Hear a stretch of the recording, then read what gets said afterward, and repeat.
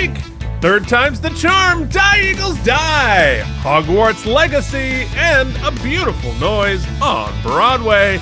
And now your host with the most, with the sorest throat, Mike and Deglio. Hey team, what's going on? Welcome to K&M Geekly. Just a sneak peek at two geeks fighting NDI audio and video that Not each other. We sung Technology. the praises of weeks ago, and No, now we're taking it all back. We're going to do a retraction. Give me a Walkman that records audio, and I'll take it at this point. Thanks for joining me, Keith. You might be able to hear and tell I am still sick. I got what I thought was strep throat a week ago at this point. The strep test was negative. The COVID test was negative. I've just been swallowing glass and popping antibiotics and Ricolas, and the only thing that gives me any relief, surprisingly, of all of the gook I'm putting in my body, ibuprofen, straight up. That's it. Just give me those. Ibuprofen is the shit. Yeah. Right here. Straight Your up. Kirkland brand. Get a bottle of 500 for like $4. Go do it. It's good for you. Lowers inflation. So we're gonna power through. I'm gonna power through. I guess we should thank our patrons, and then let's get right into it and talk about what took place last night, Keith. Yes, Before we go through misery, let's talk about joy, and that is our patrons: Brian Kaufman, Casey Clark, Jason Moe, Andrew Hayes, Jorge Navoa, and the mysterious Worf's big old boot shivs. CRM Productions. Our buddy Charles Babbage, who's working away, toiling in the studio with us blasting. Nikolay Ivanovich Lobachevsky at Grim_Toys. Delusions at noon.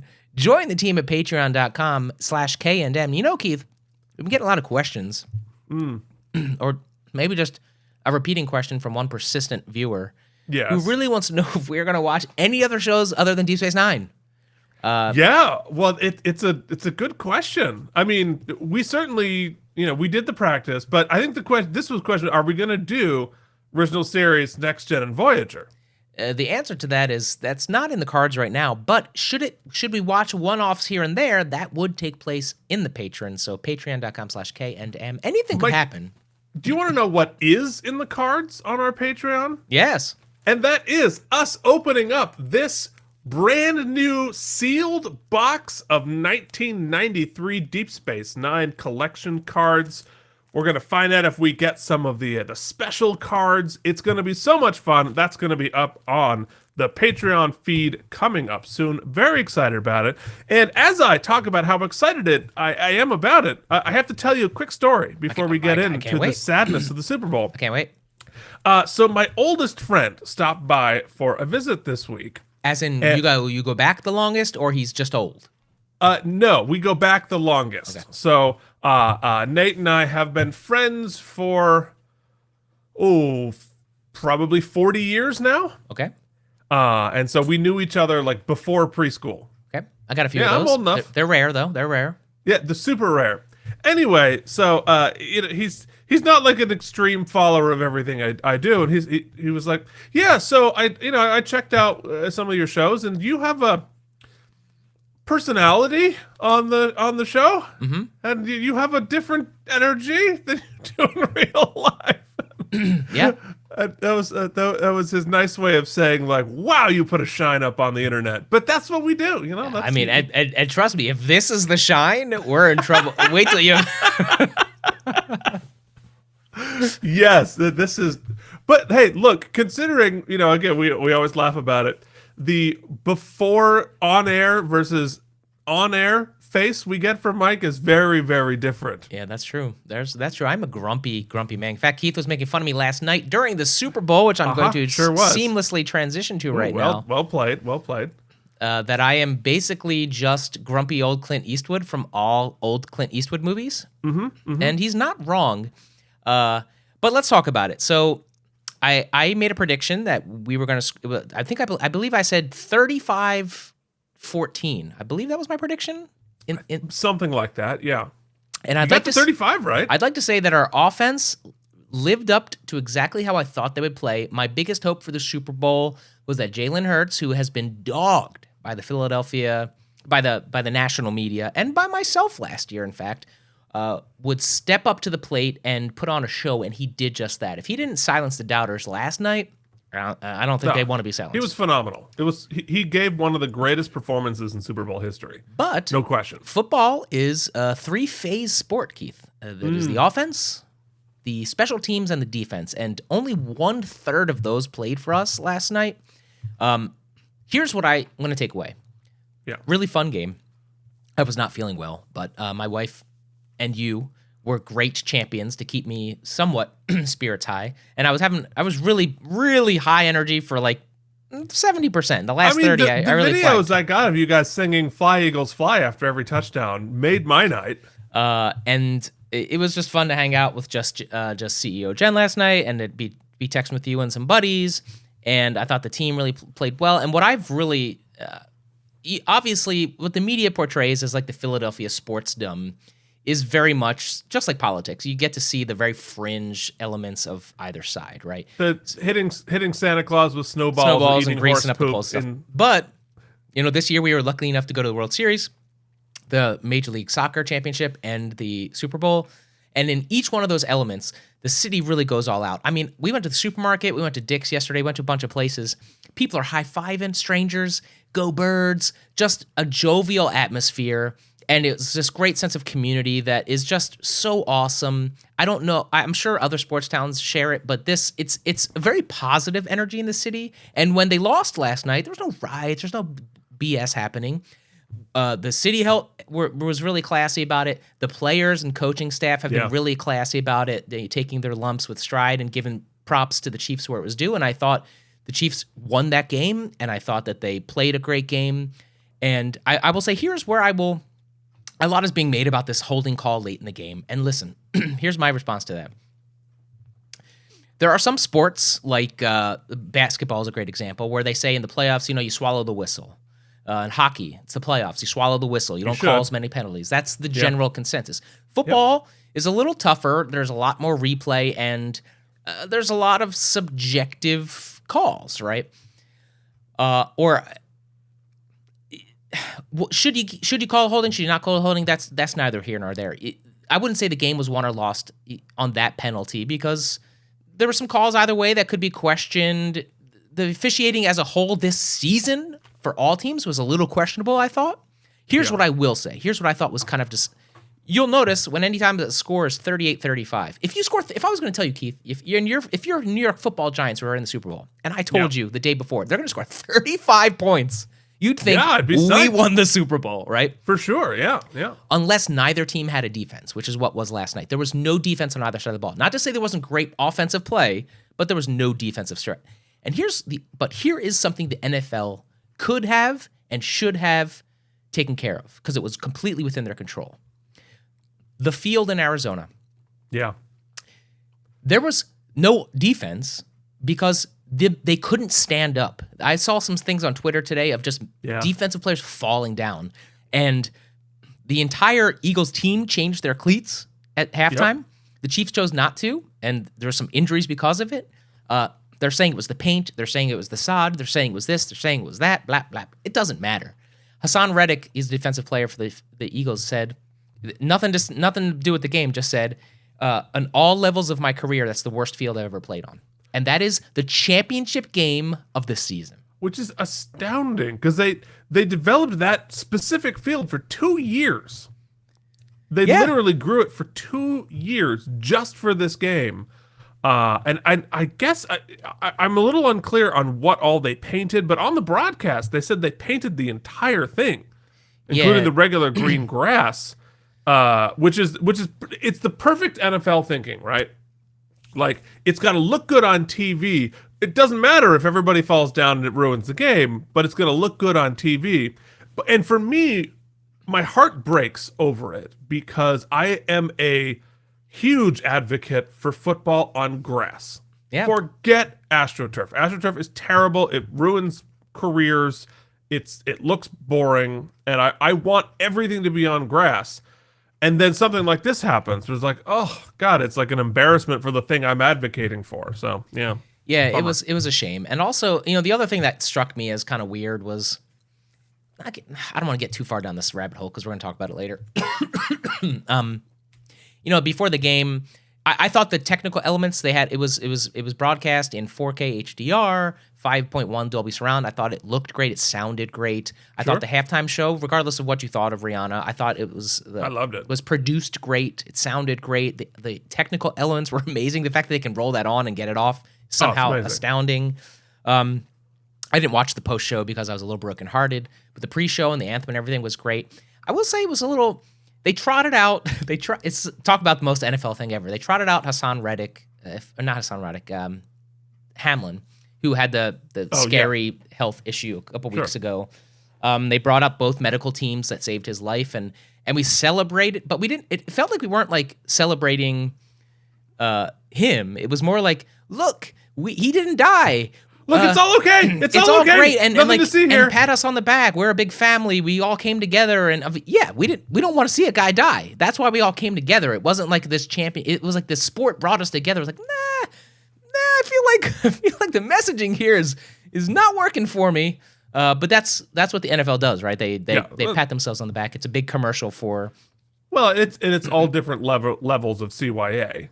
Cut to Rupert Murdoch and oh my god, talking about like the geniuses in there, Rupert Murdoch and Elon Musk. So I was like, okay, I'm like, that's those cool. are the god, but it's Fox. What do you expect? Yeah, a couple of, I would say that was a return to form for commercials this year. Maybe I thought there were some pretty cool commercials in the Super Bowl. All in all, yeah, that's all you can ask out of a football game. You hate that the refs are even in the conversation, but for a sporting event, listen, it was good stories on both sides. Both teams played well. Nobody got hurt. It was a good Super Bowl. Thoughts, Keith? No, I am bummed about the outcome on behalf of the Philadelphia fans in my life, but I loved it. I had a great time. So I just loved it. I loved the both quarterbacks. It was a historic, but the first time two African American quarterbacks facing off, and they both put on a show. They were amazing. I thought it was awesome. Okay, let's jump to the Broadway before we get into something a little more. Okay. What's the word I'm looking for? Controversial, maybe? Perhaps they're going to come with some fire.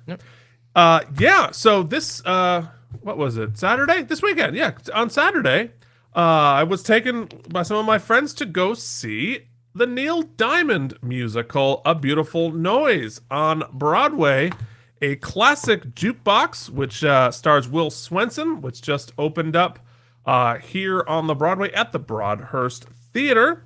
And I feel like I should credit the writers, as I am one of them, and I'm not a writer of this show. I wish I were.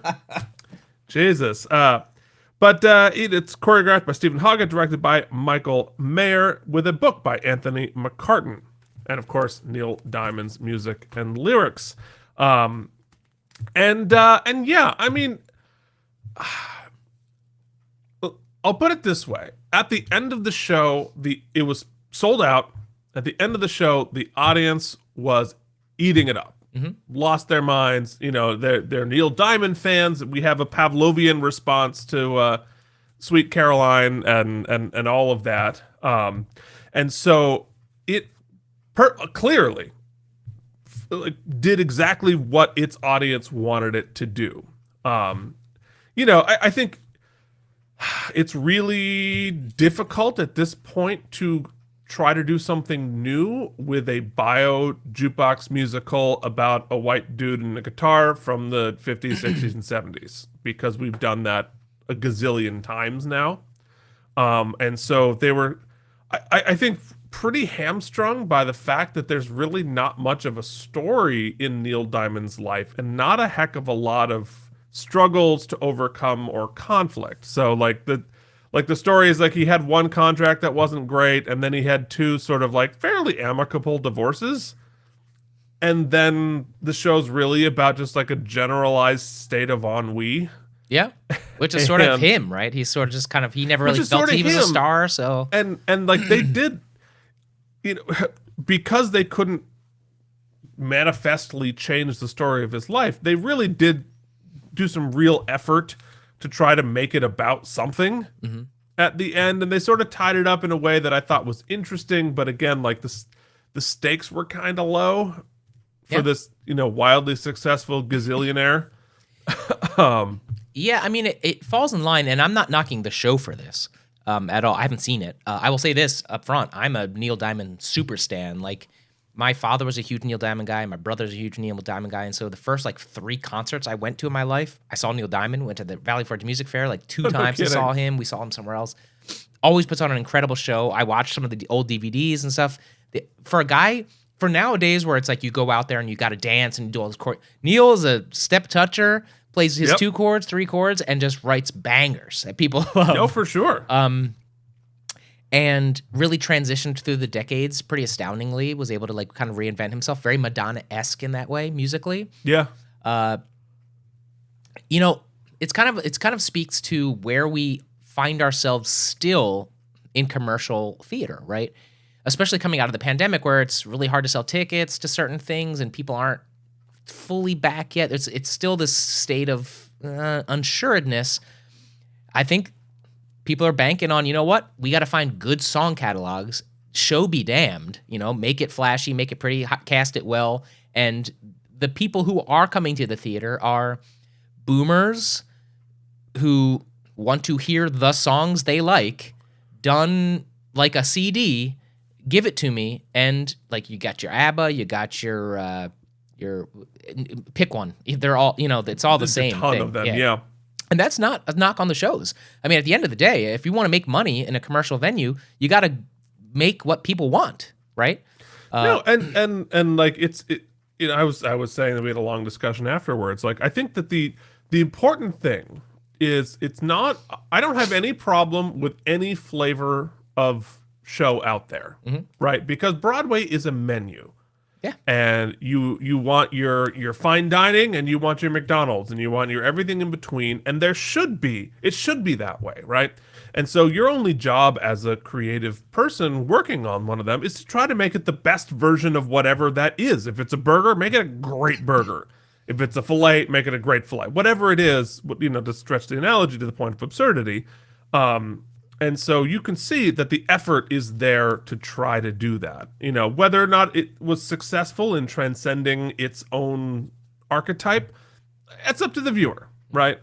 But I did see the effort there. Now, I'll say one thing that I got to give a shout out, because one of the main leads in the show, Mark Jacoby, was out.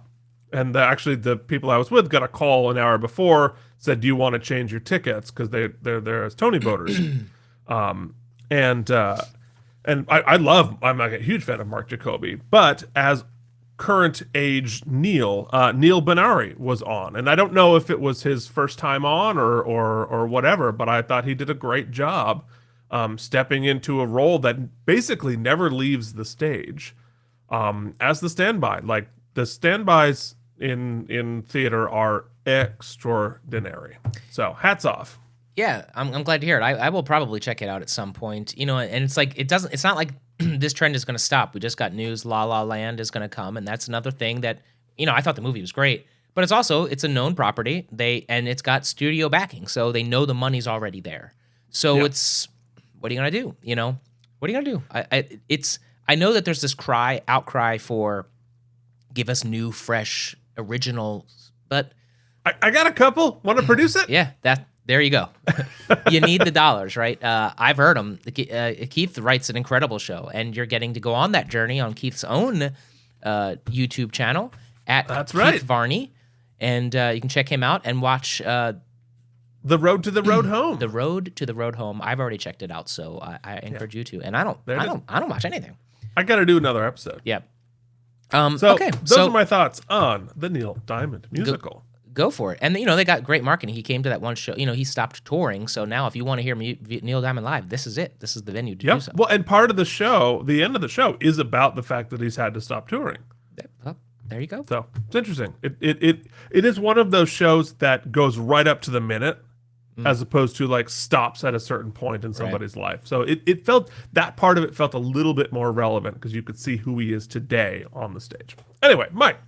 Keith, I want to talk a little bit about this new video game I've been playing, Hogwarts Legacy, but it's actually a bigger conversation I want to have. It is a bigger conversation. Yeah. So first things first, I want to talk about the game, and then we'll get into the whole thing. All right? Yes.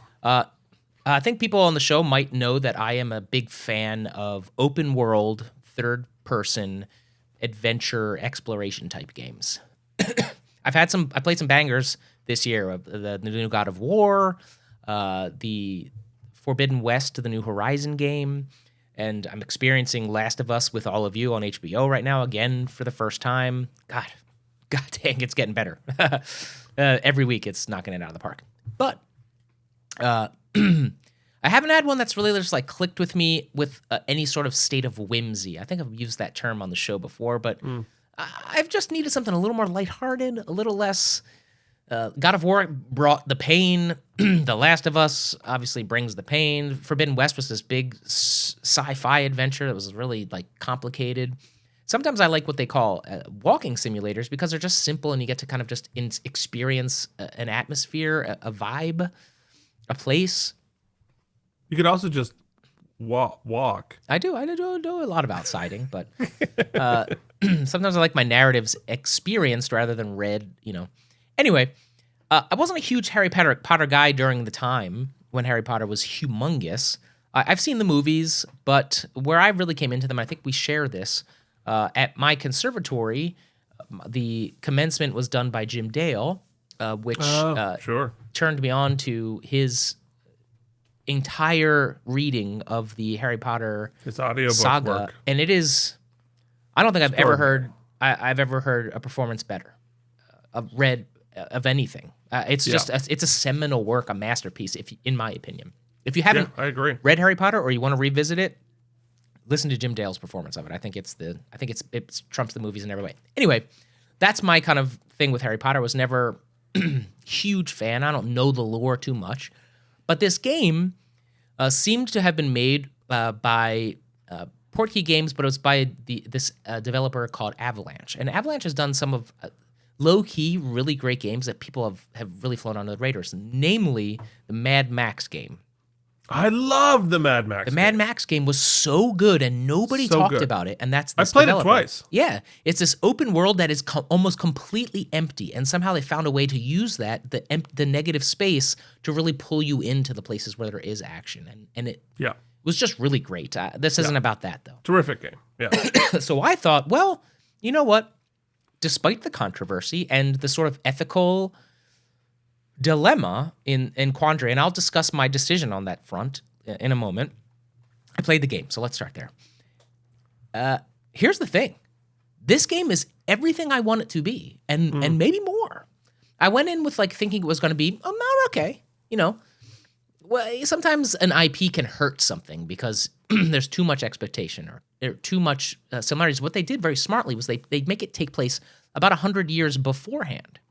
Interesting. But it doesn't neuter it in any way because we're in a magical world, and so all of this, the kind of the magic in Harry Potter, that sort of the wizarding universe was sort of throwback anyway. To begin with, yeah, and so it doesn't really feel earlier, but it is, and so it's all taking place. Now, I've only played 8 hours of the game, so I don't know if the narrative brings us to now, but they throw enough of names you recognize in here and there tangentially that you feel like, ooh, I know that. And I'm sure if you were really a Harry Potter stan, there would be a lot of other Easter eggs. But here's what I love about this. So far, like I said, I'm 10 hours in. Keith, I haven't even left the castle. Everywhere you go, something's moving. The picture's moving. It talks to you. At one point, I was just walking down a corridor, and two mannequin, knight in armor, displays. Yeah. One's humming at the other one, and he kind of nudges them to stop humming. And then 3 hours later, I walk down the same corridor, and the guy's still humming, and so he just takes out an axe and smashes him. There's all kinds of fun happening. Little secrets and bubbles to collect. You learn your spells here and there, and the wand work feels really cool. It feels like you are learning these spells and using them in ways that make sense. So normally in a game like this, you go around and collect a whole bunch of little bips and bops, right? But here, you're collecting those bips and bops, but certain bips you have to use a certain spell for, and there's a little puzzle you have to figure out. And it's, it's general open world fare, but it feels completely tied to this lore, completely tied to the things you're learning. It just feels right, and the castle is so detailed, and it's so well surround sounded that I am completely immersed. I feel no need to rush through. It's encouraging me to just kind of take my time and to experience everything. The characters are well voice acted. I'm not jumping out of my chair, but the story's interesting so far. There's like you have a certain type of magic that hasn't been seen in a while, so you're being coached up. It's just there's a ton of whimsy. That's the word I keep coming back to. I'm loving the exploration. The combat's pretty good. I'm not a big combat guy anyway, so I don't care. And I'm excited to go back and like I haven't had the itch in a while where I'm like, oh, I can't wait. When can I squeeze out another 3 hours and go play for a little bit? When's Jen got to go to work again so I can play Harry Potter? Yeah. So that's what I'm feeling. Now the conversation I'd like to have with you. In fact, some of our viewers who follow us on the Facebook, or I see their posts or whatnot, and many people in the general populace as well as critically have decided to boycott this game because of Yeah. J.K. Rowling's sort of overt transphobia and Aggressive Yeah. transphobia. and doubled down on such and whatnot. Yeah. Now, I consider myself an ally or attempting to be, and so I understand that urge to boycott, and I understand people's decision to do so and argument to do so. Now, it's easy for me to offer the very easy counter argument of, well, she's not directly involved in this game. They make that a very clear point. They've included trans characters in the game. And They also have. hundreds of people work on these games who are all artists, creatives, feeding their families. My purchase is supporting them. I know that, it trickles down, but she getting hers on the other end anyway, whether I buy this game or not. Now, is that hypocritical of me? Absolutely, 100%. The same way that when Michael Jackson comes on the radio, I jam out. I love Michael Jackson music.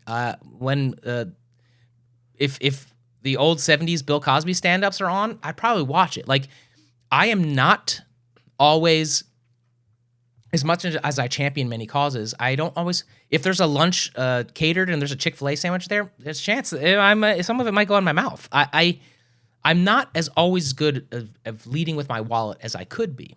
Now, I would argue that many of us are hypocritical in that stand. I mean, anyone who puts a piece of meat in their mouth does so with the knowledge of what that industry is, right? You make decisions. And so I'm curious, Keith, I know we've talked about this briefly, but I'm curious where you come down now these days on how do you decide the hills you're willing to, I don't want to say die on, because it's not like I'm also privileged enough to I buy a lot of video games. It's a hobby of mine. I think that if I could only afford 2 games a year, if I was in that kind of a place, this probably might not have been one of them for this reason. That would have been a decision-making factor. So and I want to make this clear for our podcast. I think I speak for both of us. For the most part, I think those individual decisions are individual decisions. I would never judge you based on, oh, Keith bought this video game, Keith ate that sandwich, unless you were out there vocally supporting a position I didn't agree with. But I don't think it says as much about us as people may come to think. I don't know. We live in a really tough time where we're so hyper-judged that it's a hard conversation to have. Yeah, I mean, I think, I think I'm probably a little bit more militant, maybe, than you are. I think you're first off. Well, 2 things. First off, I think I can carefully or reasonably say, both of us are very much on the side of trans rights and trans people. 100%, yeah. And are find that J.K. Rowling's opinions on that to be reprehensible and factually incorrect. And so we stand 150% with all of our LGBTQ and trans people. 100%, we are with you completely. So that's first off. I forgot the second off, but anyway, I'll keep talking and maybe it'll come back to me. Second off, you're also 100% right about us existing in this culture makes us complicit inherently with any number of things. Even if we're trying to do the right thing, being part of American culture, living in our commercial society, like we're trying to recycle, but most of it's just thrown in the ocean. It's all we can do is reasonably do our best. And do with what meager things that we have, to try and push against the glacier a tiny little bit here and there. Nothing I do or not do is going to change any of these things, but maybe on a personal level, one-to-one, another, if there's something I can do as a person to support another human being individually, I feel like that's where we have the ability to make some impact. So whether or not I buy or play this game is not going to have any impact on, our cultural transphobia or changing J.K. Rowling. Like the $3 she'd get from me is not going to change her mind on Right. that. And I think your point about, this is a separate property from her. She did not write this. All of these other people who are clearly not transphobic, they put a trans character in the game, which is, which proves two things. One, that the people building the game do not feel the same way as J.K. Rowling does. And two, J.K. Rowling does not have creative control over this game. And so, and like I was a big Harry Potter fan. Like I read all the books right in the very beginning. Like I went to go get them the first day, and I am disturbed and heartbroken by what J.K. Rowling turned out to be. Now, we all can make our guesses about what this means to her, and why of a intelligent progressive person would die on this hill. And like we can all make our guesses. We know that she has gone through a fair amount of trauma in her life, and maybe there's some sort of, so I don't know. I'm not her therapist. I've never even been on the same continent as her. So like I'm aware of that. However, I think for me, right, I think the two other examples you gave are great examples. One is Michael Jackson, and two is Chick-fil-A. Right. And to just insert that, we talked about Tar last week. I mean, you could, the list is incredible. You go to every classical musician, most of our Renaissance painters, there's a lot of freaking freaks out there. So, I mean, if you really want to drill down, you can, but I'm using those because they're the most topical and we have the most insight to the scenario. And that, but I think that is also where we get to where I draw the line, right? And that comes to, is the thing that I am supporting going to use some of this money to hurt other people? Right? Chick-fil-A, the company, actively spends money to oppress LGBT people. Actively spending money to advocate against gay adoption, gay marriage. So that percentage of that sandwich is actually going to go to hurt people I love and care about. As opposed to a composer from 300 years ago, that's not like whatever happens with that dollar I support the symphony to go see, that's not as actively going to be hurting somebody. The Michael Jackson thing, right? Appreciating his music, I mean, is a genius, unquestionably. Is one thing. Going to see his Broadway musical is going to be a little harder for me. Not because he's still alive, and not because he's going to be continuing to molest people, but that the money is going to go to his heirs who are working hard to discredit the people who he abused.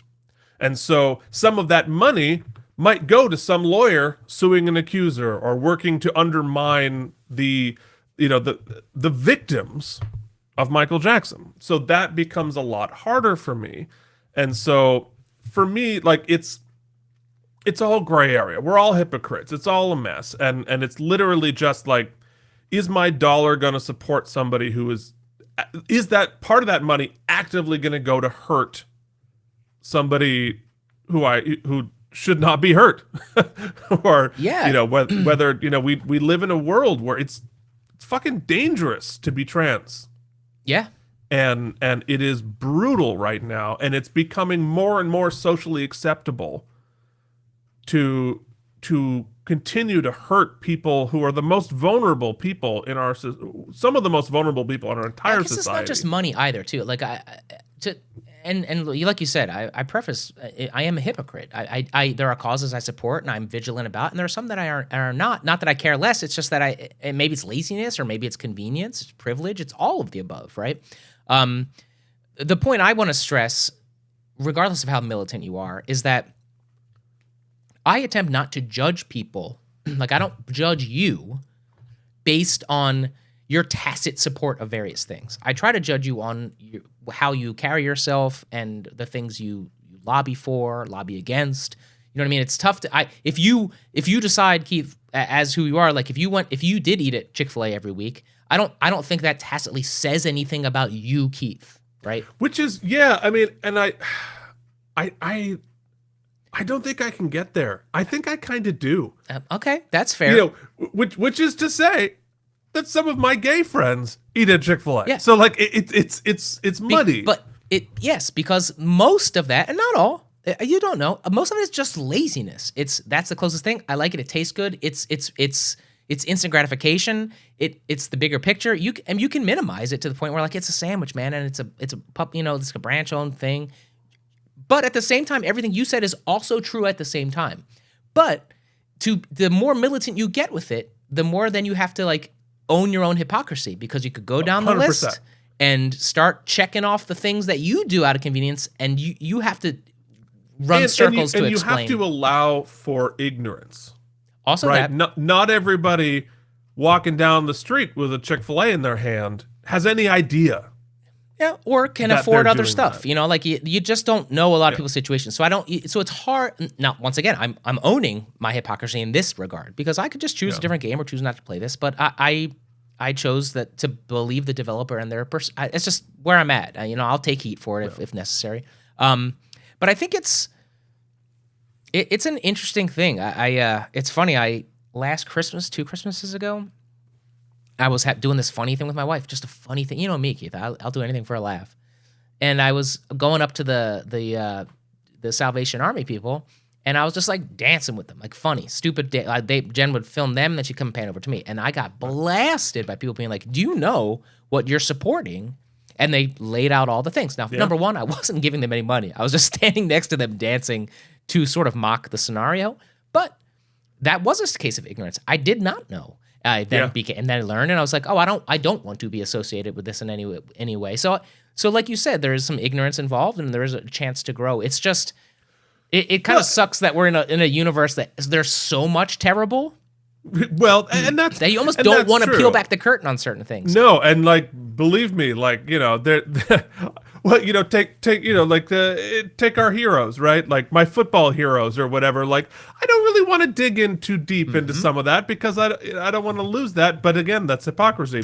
But I think really when we get down to the big picture here, I think our goal shouldn't be like purity or sort of like an intellectual performative purity. Our goal should be accountability, right? So if you're a company, if you're a person, if you're whatever, a charity doing evil in the world, if you're hurting people, if you're oppressing people, if you're spreading bigotry and intolerance, right, then we as a society should make it our goal to become aware of that and not allow that to happen in silence, and then do our best to try to hold these people accountable with the goal of changing their behavior. Like, I don't think eradication is necessarily should be the goal. It should be changing the behavior. And so like, and we're all hypocrites, right? Like, I try not to go to Home Depot because of their support of, crazy MAGA causes, right? but it's also 3 minutes from the house. And sometimes you And, need and like Lowe's that piece is that, a half an hour away. Yeah. And I go to Lowe's as many times as I can, but occasionally there I am. I bought a screwdriver from Home Depot. I'm a hypocrite. I suck. But I'll at least say, hey, Home Depot, stop doing that. Yeah, You know that's what I fair. mean? Well, it's funny you brought up the Michael Jackson musical the other day, and it's like you said, it's there's no right or wrong answer. The thing for me with that is that it's not even that the money goes to his estate, which they can then propagate, whatever. It's that show, if you were to choose to believe the victims and the situations, which I think, for me at least, enough evidence has been produced that I do. Yeah. Then by supporting that show, you're supporting the whitewashing of the story, because that show does not deal with, mention, or even skirt against the controversy that this man that plagued him his entire life. Even as a doesn't even mention it as like an omnipotent force that he was fighting against. It's like, he's so persecuted by the people. It's just we're gonna whitewash it entirely. We're not even talking about it, right? 100%. So you're sort of like, you're then fiscally supporting revisionist history. So that is a problem too. And validating people who do, look, you choose to still be a fan. Sure, that's totally one thing. You attack the victims. That's an entirely different thing. Yeah, so it's validated. And I say that, I have friends who work on the show. Yeah, people who I love and respect, and who are getting jobs and deserve their jobs, and they're doing fantastic work. Yeah, and that's the trick for me. It's not. I guess here's where I want to leave. It's not their fault. Here's where I want to leave it. This is not. These are not black and white situations, because, like I said, these developers. I don't think any. I'm sure maybe some of them are terrible people, but I would imagine them, like I believe of most people. Most people are pretty good people. And I think these are just working to support their families, and they're working on this game. They probably like Harry Potter, and it's a fun game. Like I said, the storytelling is really good. The whimsy is really good. All of the design is really good. It launched with not a lot of bugs, which is something you cannot say about games this day. So they actually respected the consumer. It's multi-platform, so they didn't sell out in that regard. And I'm not going to put this thought test to you, Keith, but I would say that, and myself included, if we got cast in a show, or if you got asked to pen the music for a show that was not created by the Harry Potter Broadway musical, right? Right. If you got asked to you know what, Keith, we're taking the play and we're going to adapt it for the musical stage, and you got asked, and they offered you a boatload of money to do that. Well, you're not a bad guy, and I wouldn't think you're a bad guy for saying yes to that. No, and I think in that thought scenario, and I'll engage with that. And I think it's not about whether it's a yes or a no. I think it's about how. And I think there is a way to do that responsibly. There is a way to do that in the right way. And there's a way to just make it a cash grab that ignores the damage being done. Mm-hmm. And so in a lot of ways, somehow, if you could use that as a platform to push back against that idea, to be supporting causes, to be financially supporting, to be supporting within the show, to be using her own platform to undermine her bigoted thoughts. Like, okay, yeah, sure. There might be a way to do it. What if you couldn't do that? What if you only could do that by like saying, you know what, I'm going to take 10% of my income from this project and fund said, is that enough? Like, it's arbitrary, right? It's like, how much is enough? Can you just do it on your side, or do we have to? Does the production have to do it in order for us to be? And how public does it need to be? Yeah, I mean, at what they're probably not going to want me to be talking about doing that, but I would feel a responsibility not to ingratiate myself, but to say like, hey, I am not on board with this. That's why I'm saying at the end of the day, maybe not, and maybe this is. I think this is a little. I'm not letting myself off the hook too much, but we can only make those decisions for ourselves. It seems a bit megalomaniacal for me to get to draw those lines for you, right? I can draw those lines for myself, but for me to decide what the line should be for you, Keith, to take that job seems a little outside my purview. I'm a human being, so I will judge you no matter what. That's kind of what we do as people. And I think the only adjustment I would make to that, I think whether or not we judge or what level of accountability we hold each other to also isn't yes or no or black and white. Yeah, yeah. I think that is a more complex discussion too. And I don't think it's I'm not here to judge or I am making myself responsible for your behavior. Right. You know, I do want to bring up a situation, and I'm happy to edit this out of the episode if this is not a line of conversation that you want to go down. Yeah. Because it does start to affect us on the other side as well, right? Like obviously we had a thought about whether we'd have this conversation on the internet because I want to keep our comments civil. I don't want to fire. Not that anybody watches the show, but I don't want to. I don't want things to ever become incendiary. That's not ever what we kind of are a positive vibe we're going for. But I feel like we should be able to have these conversations. We should be able to talk about these things, or they will never be resolved. And that the whole point is conversation, right? Is to exchange ideas.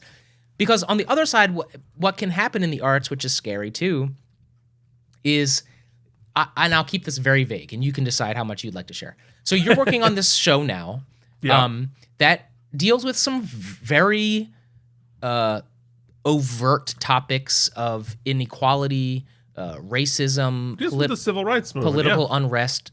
Sure. Now, Keith, you have said on the show, and I think is pretty apparent from your visage, that you are a pretty boring white guy.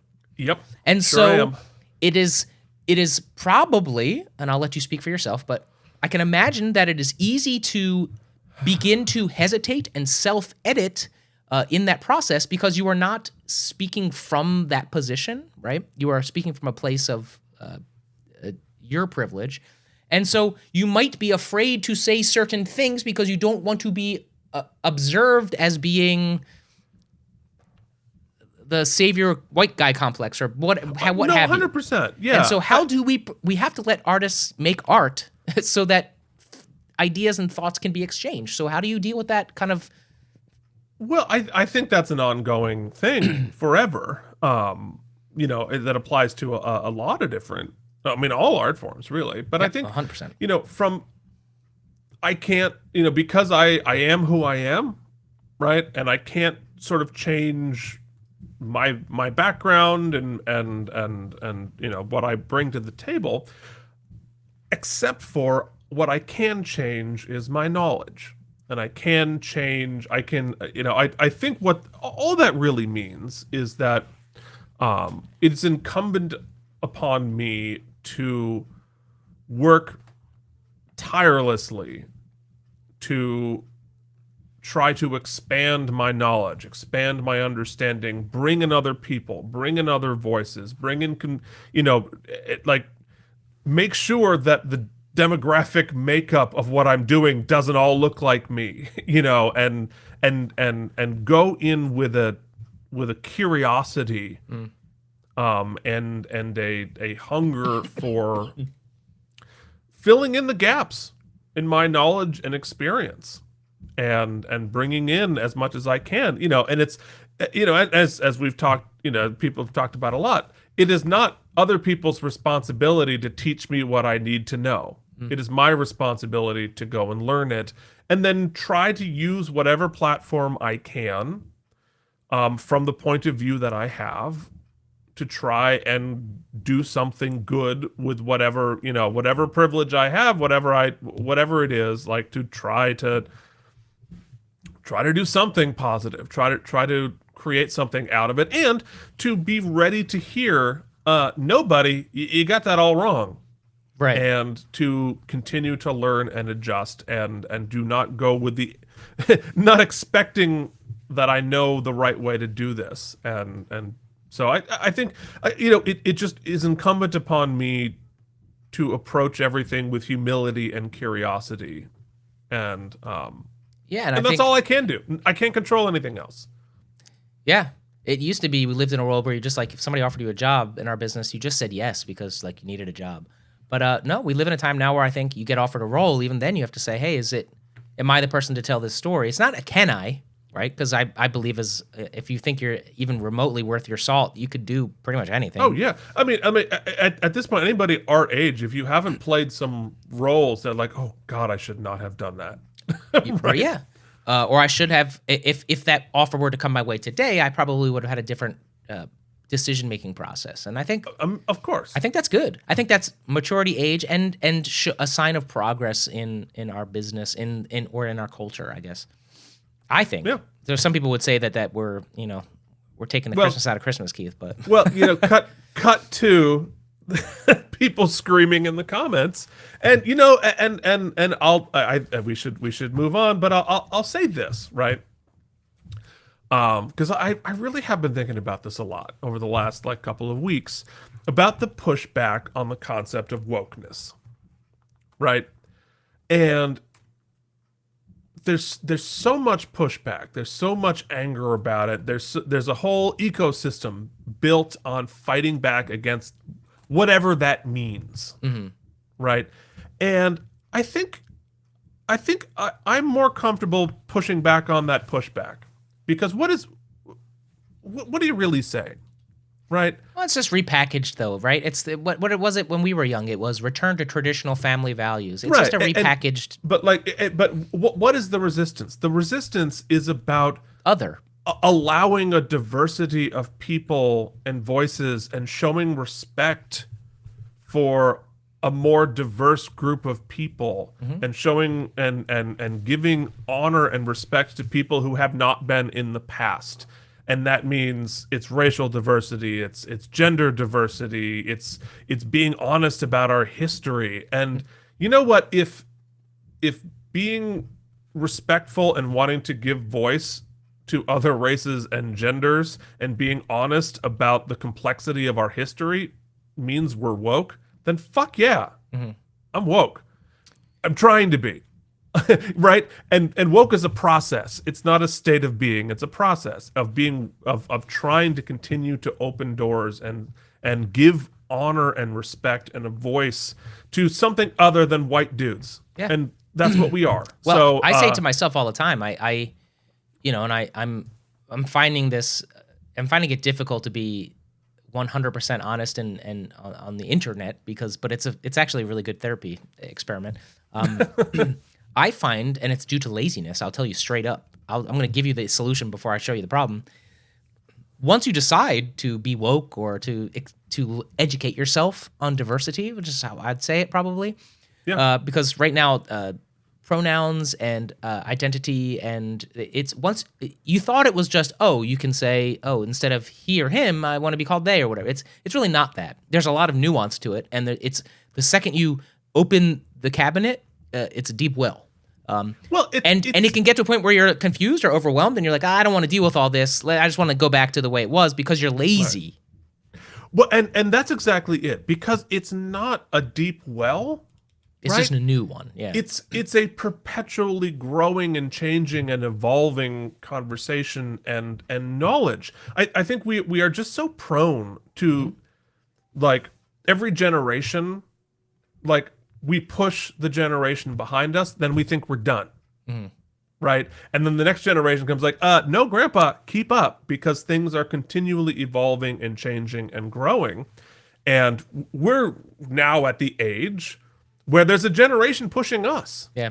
It's right? weird, and it's just happening sooner to us. It's happening sooner to us, but